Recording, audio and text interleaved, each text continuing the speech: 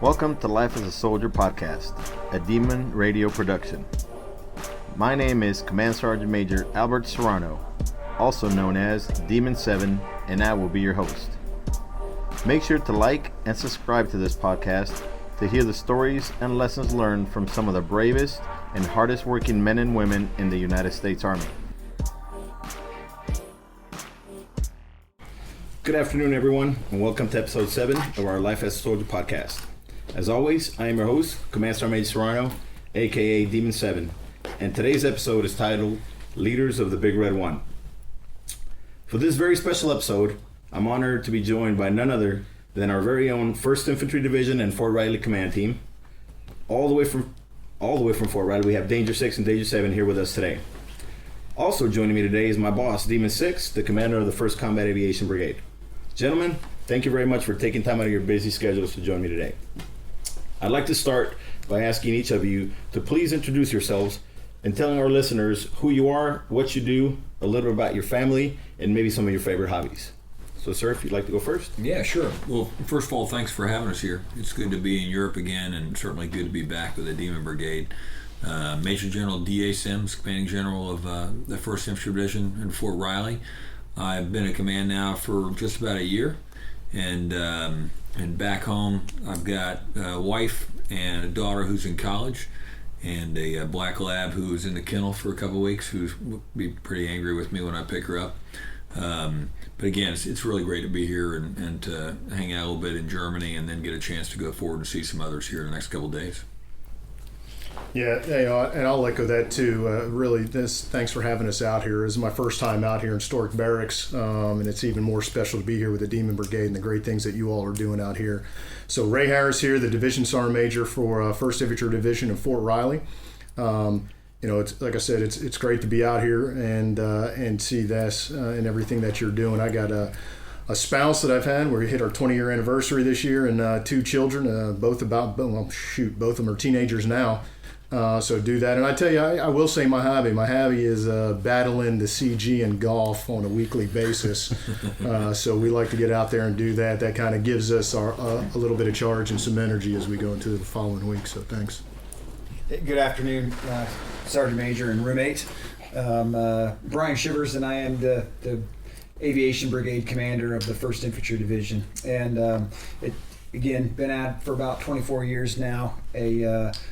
A long-time listener, first-time caller for here, but joined at 23 years, just celebrating this weekend our anniversary. And Alicia, my wife, and 5 kids are now doing a 2-day overnight hike in northwest Montana. So I look forward to seeing them here in a couple weeks.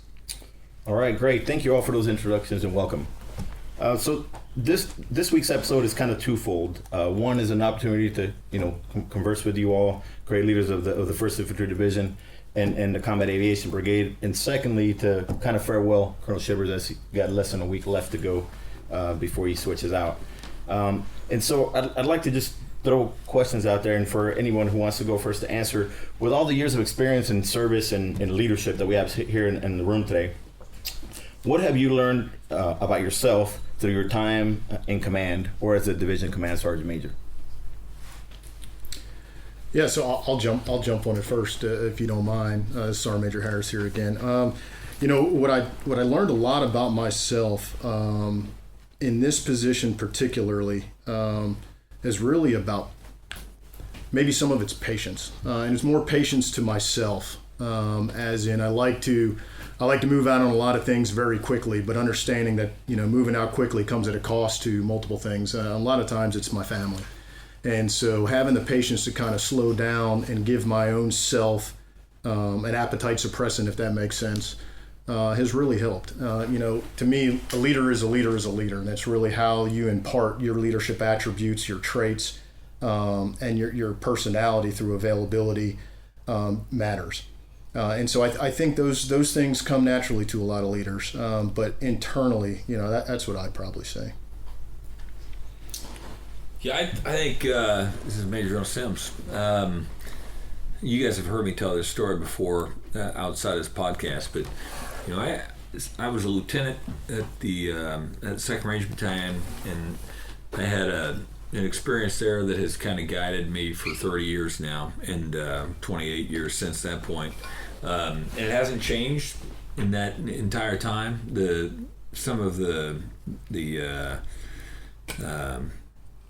complexity has changed, but I was a lieutenant. I was working on a range or on a live fire packet in my CP at 275, and Staff Sergeant Ping, one of my squad leaders, walked in with a pretty young soldier and said, "Hey, sir, you got a minute?" And my platoon sergeant we're in the CP there, and I said, "Yeah, sure." I put down my pencil, and he said, "Hey, sir, Private Smith didn't get $40 on his paycheck, and it happened last month, and we went down and tried to take care of it, and again this month he didn't get his $40, and we were wondering if you could help us." And I was a lieutenant. I was excited about doing everything back then. I'm still pretty excited about it. But, I was like, "Hey, I got it. Smitty, I got it." And you could see this is a private, and you could see that he felt good about things. Like, there was a relief on his face, and they left and they shut the door. I picked up my pencil and started working on the live fire packet again. My platoon sergeant looked over at me and he said, "Sir, what are you doing?" And I said, "Joe, I'm working on that live fire packet. I'm working on this packet." And he goes, "Yeah, but what about that $40? And I said, "Hey, I'll get that $40. And he said, "Sir," he said, "Private Smith went to his squad leader. They tried to get it fixed, couldn't get it fixed. They came in here to you, his platoon leader, and he needs help with that $40. That's the biggest problem in his life. And he brought that to you. And you're working on a live fire packet." And I was like, when he said that, it just kind of struck me. And I remember I put down the pencil and I marched out to go get that $40. 30 years later, 28 years later, nothing's changed. It's the same thing, right? I mean, I continue to think about, if somebody brings me a problem, that's the biggest problem in their life. And the longer we stick around the Army and the more we rise in rank, the more complex those problems become. I mean, the problems that people bring me as the commanding general are a little bit more complex than that $40 problem when I was a lieutenant. But they're all the biggest problems in somebody's life. And so, that's really guided me now for, 28 plus years. I'm at 30 years in the Army. And so that part hasn't changed in my career. And I try to think that I go after those problems with the same level of tenacity that I did when I was the first lieutenant. So. Thank you for that, sir.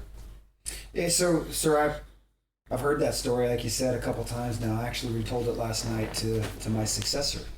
And I actually got the number right, $40. I call it the $40 speech.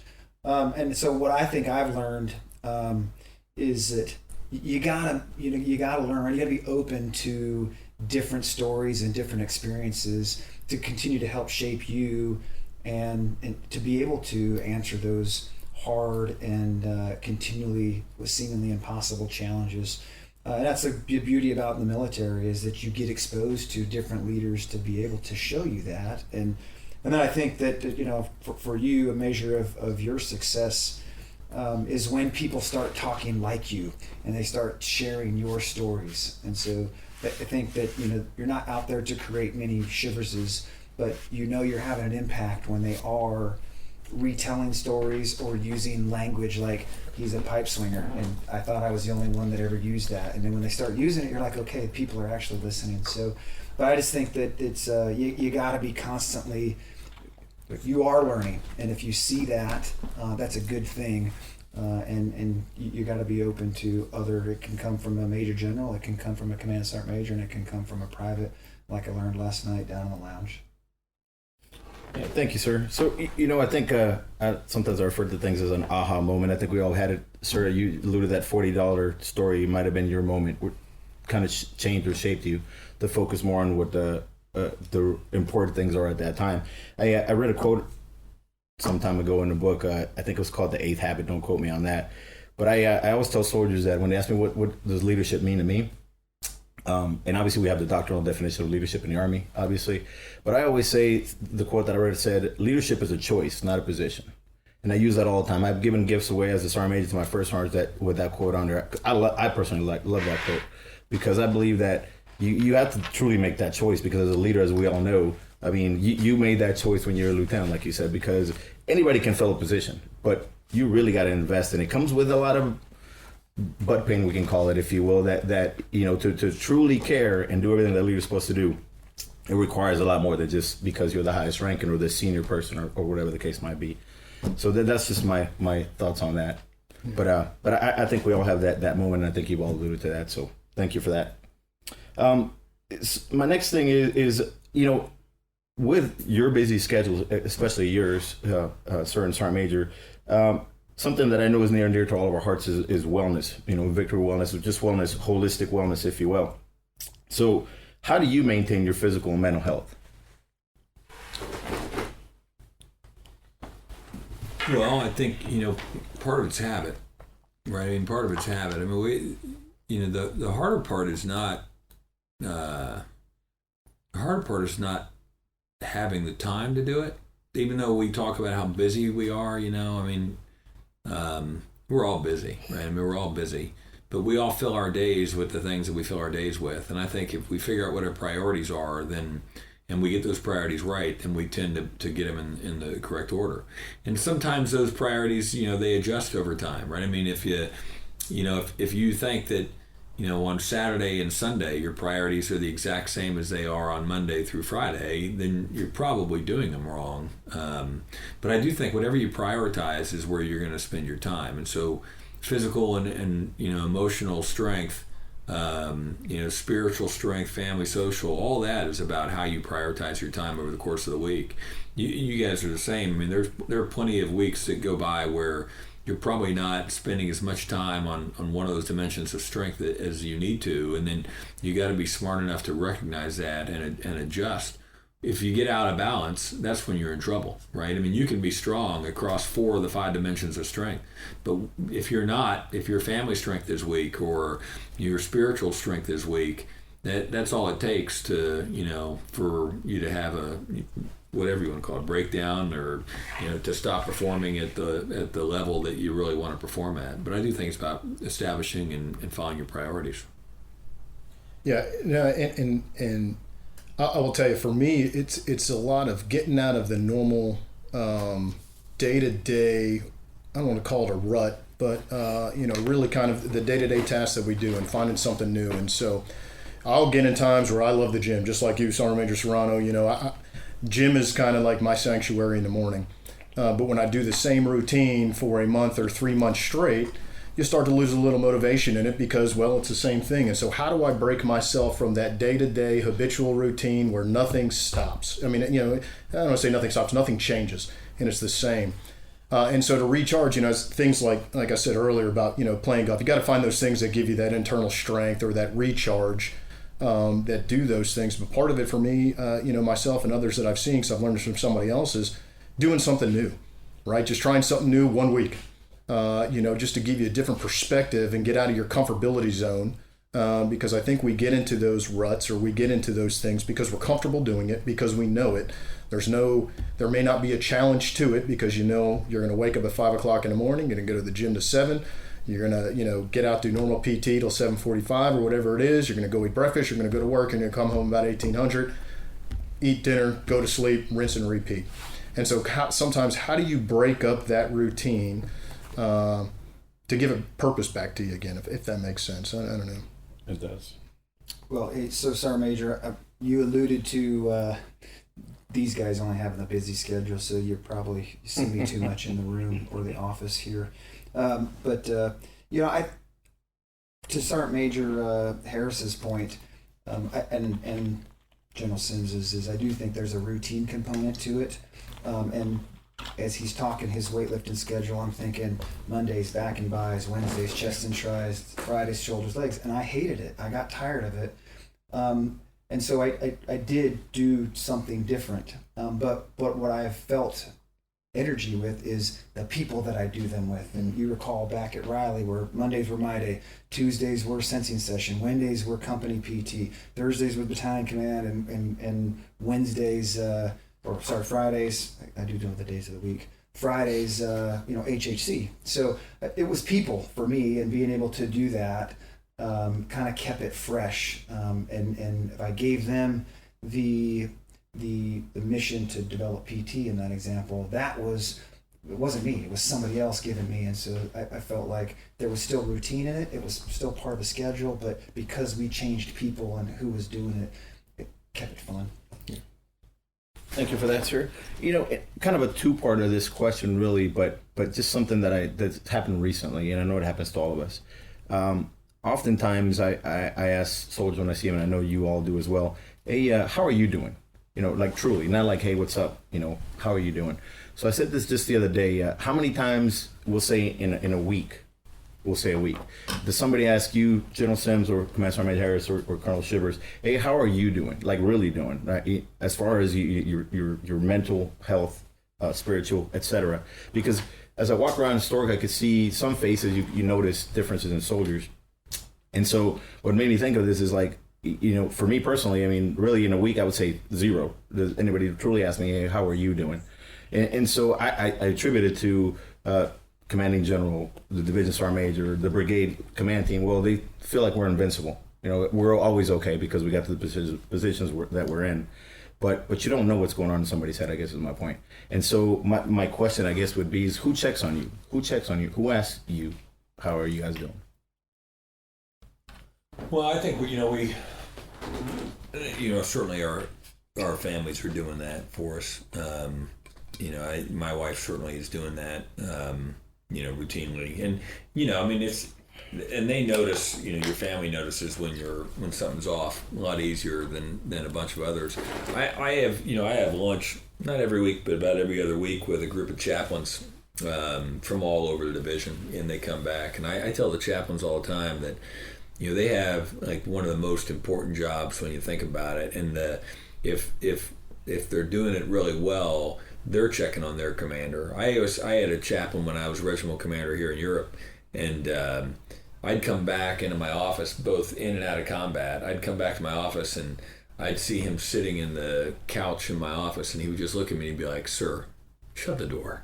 And I would shut the door, and he'd give me 30, 45, 60 minutes, and he would just ask me, how you doing? And you get a chance to talk about it. I think, part of that, though, for me is when people ask you, you want them to be genuine. So if you think about the number of times that people ask folks how they're doing, they don't really care, right? It seems like it's just a conversation piece. What I want is when somebody asks me how I'm doing, I'd like them to genuinely be, concerned about how I'm doing. Absolutely. Or else it almost makes me feel worse. Well, sir, and I'd add on to that too, is depending on the relationship you have, I think some of those questions are more pointed toward specific things, as in, you and I were very close together, obviously, and if something, I could notice if if anybody if he came out of a meeting with a, facial expression, hey, everything good, instead of the holistic of somebody that you don't know. So I think a lot of it's dependent on how close you work with somebody also. Sure. Because you get after more specific things than just the whole, how are you doing? It's, hey, how's your pinky toe, Sergeant Major Serrano? I know you stubbed it yesterday trying to lift the 5 pounds of weights that you do. How's your pinky toe doing? You know what I mean? So we'll get to more specifics than that holistic, approach, if you will. And I think that's how we, as you described earlier, the senior leaders maybe kind of talk about it. And so it's not maybe just an everyday, how are you doing check, but it's more of, hey, I know your shoulder was hurt. You doing better with your shoulder today, or how's that progressing? Yeah, so interesting. Chaplain Sarmiento, the brigade chaplain, does do that. He's been regular about doing, once a month breakfasts with me. That wasn't coming from me. That was my chaplain who did that. And so he asks. My wife asks, but sometimes that's, there's a different angle there. And so the so what is I think you need different people out there. And I had a sergeant major at 1st SFAB, and he's since then been killed in action, Tim Bolliard. And he would come in my office and sit down, and I was the deputy commander of 1st SFAB, and he would say, "Hey, sir, I'm worried about you. You don't have a battle buddy. You're a DCO, and the sergeant major has the commander, and first sergeants, etc." And I was kind of in this gap, and he, like you said, sir, was legitimately concerned and asked, and we carried on a great conversation.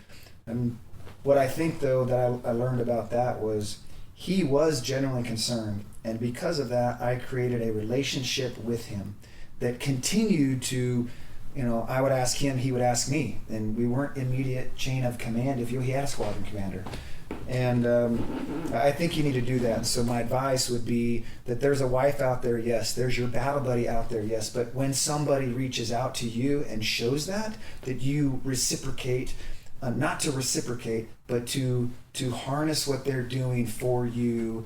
And create that relationship.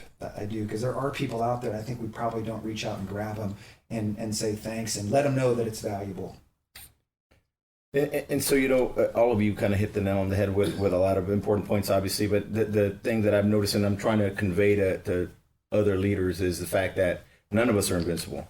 So to be able to genuinely, as you alluded to, sir, ask honestly, how are you doing? One, and two, to honestly give an answer. I think it's super important. And like I said, I see it here. And as we engage, though, more people are forthcoming with honest answers, and I think it's great, because that'll help, with that whole process. Yeah, I think Sergeant Major, kind of pulling on that too, what you were just saying there, Sergeant Major, and what Sergeant Major Harris said earlier is, you can't. It's hard to ask somebody how they're doing if you don't genuinely care about them, and if you do care about them, I mean, you've got to get to that point. You've got to connect, right? So we talk about what a leader is, and it's and sometimes leadership is uncomfortable for people, right? It's because you have to show a level of engagement with another human being.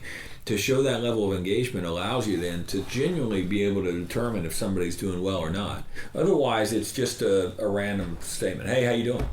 And whereas, like Sergeant Major said, if you come in and you're able to say, you don't know that somebody hurt their shoulder unless you know them. And when you do that, you continue, like Colonel Shivers said, you continue to expand on that connection with it. You have to connect with another human being. I mean, that's what leadership's all about. It's connecting with people. And that's why, we're all sitting here, we're all Army officers and non-commissioned officers. We chose the Army because it's all about people. And, we're looking out the window right here in Ilsheim. You got all these helicopters sitting on the tarmac, and they're fantastic. Not a single one of them starts itself. Not a single one of them flies itself. And, that all happens because of the people, the men and women inside there.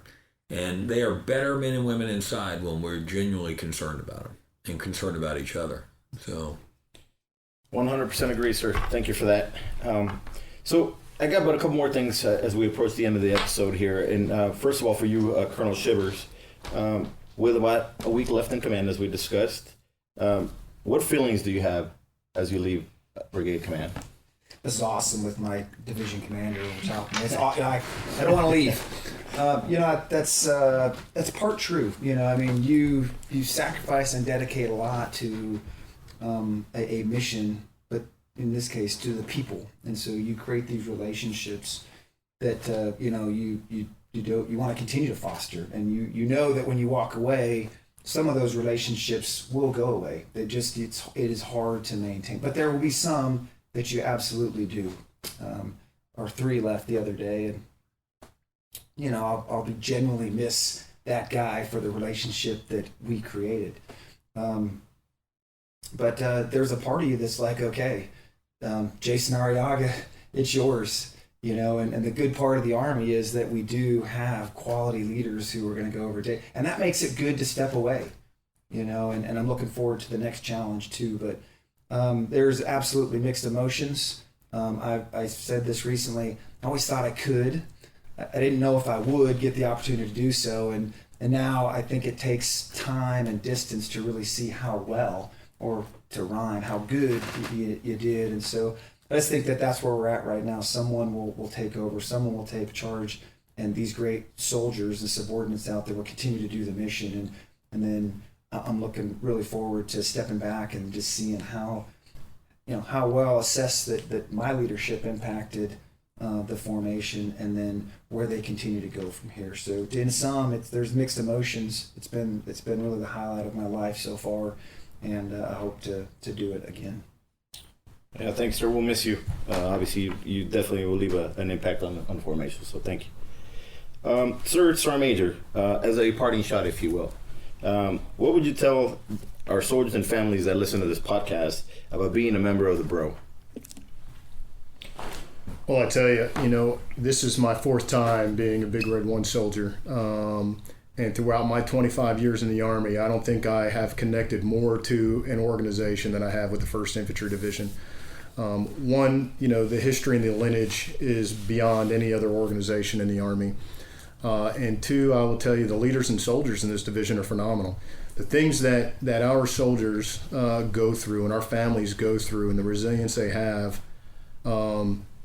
is unlike anything that you see. And I think a lot of that is because of the support that we have for each other and even the surrounding communities of Fort Riley. I really think it is. When you can see community and community being, whether that's on post, off post, come together to support soldiers going through issues or just supporting soldiers and families to have fun, to do something different, to generally give themselves without an underlying purpose behind it. They don't want anything from it. They just want to give. And I think there's something very special with that. I tell people all the time, every Wednesday when the CG and I do our victory welcome, I tell everybody, I've thought this since 1996, that Fort Riley is the best hidden secret in the Army. I really think it is because of everything I just described earlier. And it's one of those things you got to come with eyes wide open and come with, the want to do something different, something better. But the people, like the commander said earlier, the people of this division is what makes it what it is. And I've always been truly fascinated. I'm truly humbled to be here and be the division sergeant major for sure. And really just to be able to help where I can. And that's just the end state, to help where I can. Thank you, Sergeant Major. Yeah, I'll tell you, Colonel Chivers is talking about leaving, and I love Fridays or Thursdays on 4-day weekends because we wear our red patch. It's I didn't realize when I got here how impactful that would be. And I'll tell you, the thing I probably regret the most is that I wear it only on my left shoulder. Because someday I'm not gonna wear the patch, unless we go to combat the next year. And I don't have any tattoos. I'm not against tattoos, but I'm not even kidding. I've thought in my brain about getting a Big Red 1 tattoo just to maintain this connection to the division. Sleeve, of course. Oh yeah, the whole thing. But I'll tell you, I think, I mentioned, I'm coming up on a year. I'm really pleased with where we are as a division, and it's come about because of the leadership at all levels, and certainly the soldiers, and across the division. But I'm most pleased because I think that we're moving towards an environment that we want to be in, that you want to be in, right? I mean, the Sergeant Major and I, every Wednesday we talk at Victory Welcome, and I kind of finish it up. We talk about all the things we're doing at Fort Riley and all the things that the division has done, and we don't spend a lot of time talking about the training aspects of things because we tell people, listen, the training we've got at Riley, the training areas we got are the best in the Army. The training that you're going to do is going to be extraordinary. But, there's great training. There are great training areas in a lot of places. What makes this place so particularly special are the people that are around us, right? And the ability to attach yourself, whether you're at 1ID or IAC or the Garrison, to be able to connect with this group of people at Fort Riley and around Fort Riley. And what we always end with is we say, we kind of describe this environment. Imagine if you were in an organization.